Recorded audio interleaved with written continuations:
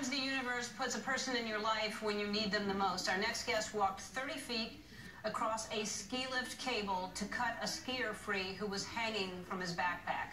From Colorado, Golden, Colorado, please welcome Mickey Wilson and the man who he saved, Richard.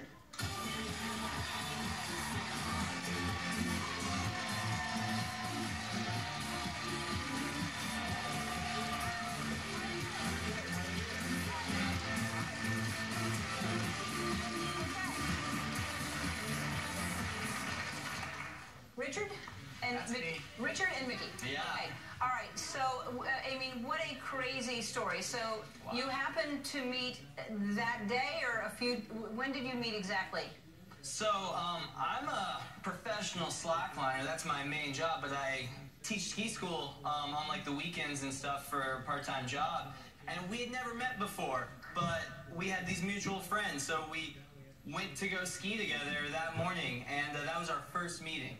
Coincidence number one, but he also bought me a burrito that morning too. You gotta be fueled for ski day. So, all right, so, and then there's four of you, right? Exactly. So you get on, and because you're a nice guy, you said, I'm gonna ride alone on the ski lift, is that right? Yeah, I wanted these guys to be able to catch up, since they knew each other from before, but I didn't really know them. I didn't know Mickey, at least, so, you know, we've been skiing all day. It's not a big deal. Usually when you're riding the chairlifts, it's just, you know, part of the activity. We're there for the powder. The chairlift is just one part of it. So you're on, and what do you remember about it? Well, not very much.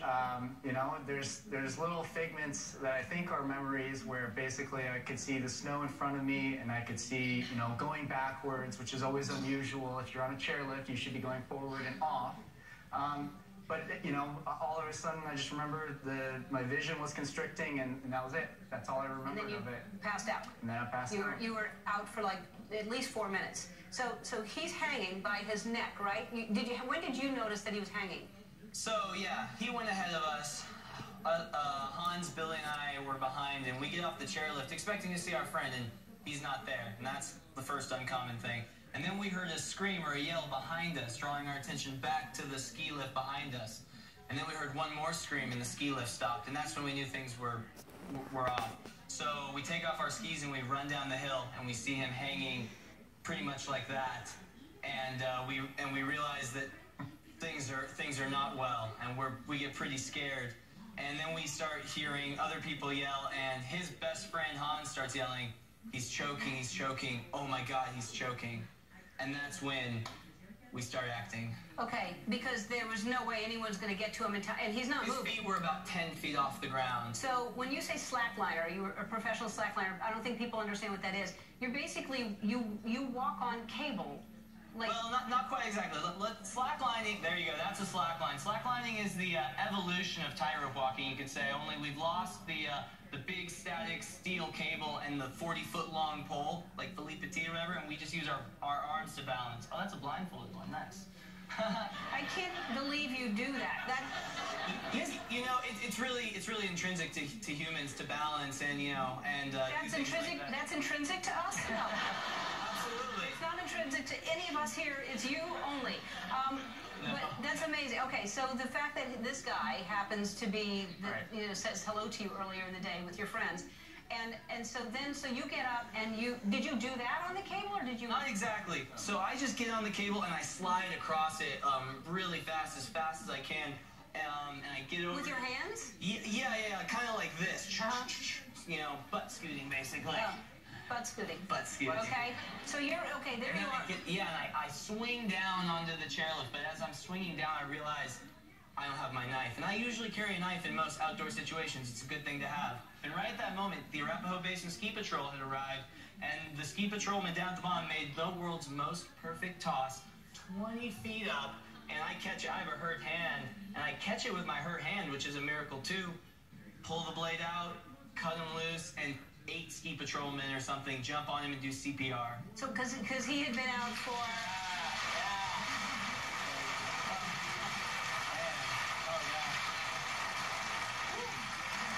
So obviously, when you cut him, you see that he hadn't been moving for a long time. You saw that he was unconscious, and you were unconscious for about 4 minutes or more. That's a guess. Not breathing. Right. At all.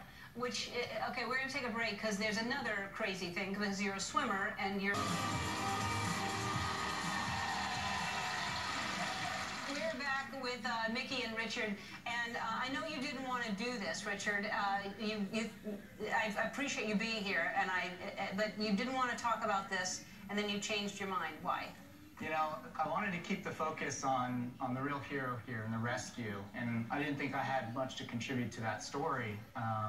And I really think, you know, the story is about the miracle of Mickey having the skills and the ability to jump up there and do what he did in that instance. And, you know, he called me up and said, you know, I got this opportunity. Ellen wants to meet us. And I said, wow, I mean, it's Ellen, right? So, you know, I really like you, and I wanted to go do it. I asked him like 4 more times for like Good Morning America, other people, and he was pretty adamant about just leaving it up to other people. But he was stoked to talk to you. Right. He really believes in you and your cause and all the great things you do. And, you know, I needed...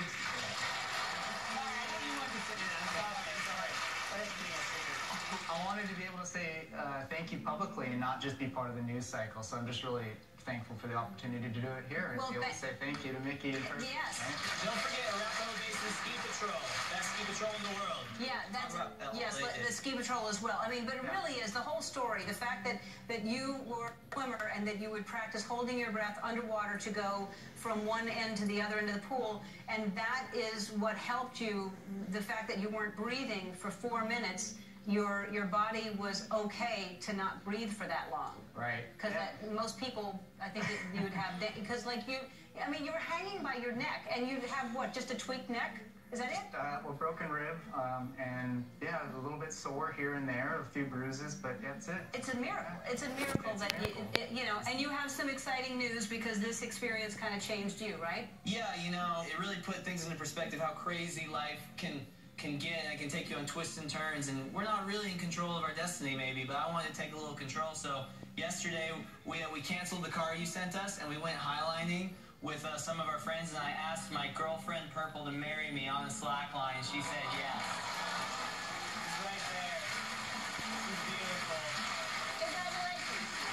I scooted down the Slakliner the exact same way I scooted across the cable to save this guy's life. So in a way, he sort of saved my life by making me realize what matters.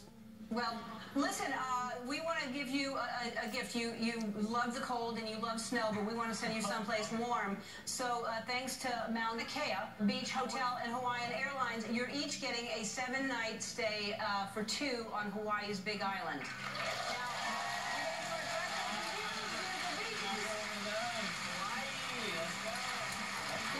Thank you. You can go separately, but I'd bring him with you if I were you. Yeah. Washington, Corey Hawkins. I'll see you tomorrow. Be kind to one another. Bye.